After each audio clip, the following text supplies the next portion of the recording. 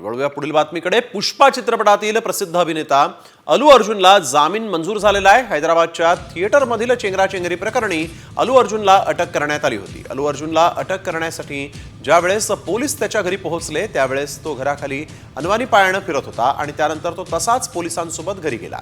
त्याने आपले कपडे बदलले, कॉफीचा कप घेऊन घराखाली आला। अल्लू अर्जुनने कॉफी घेतली आणि त्यावेळेस त्याची बायको त्याच्या सोबतही होती। आजूबाजूला पोलीसही उपस्थित होते। अल्लू अर्जुनने शांतपणे कॉफी संपवली, बायकोच्या कपाळावर किस केलं आणि पोलिसांसोबत तो निघाला।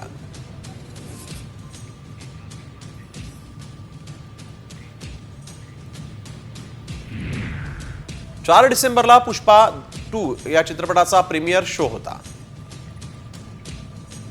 अल्लूला का अटक झाली ती आपण बघतोय। हैदराबादच्या संध्या थिएटरमध्ये अल्लू अर्जुनची उपस्थिती होती।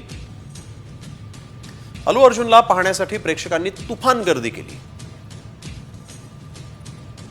गर्दीत श्वास कोंडल्यामुळे एका 35 वर्षीय रेवती नावाच्या या महिलेचा या ठिकाणी मृत्यू झाला आणि यानंतर तातडीने महिलेला अल्लू अर्जुन कडून 25 लाख रुपयांच्या मदतीची घोषणा करण्यात आली।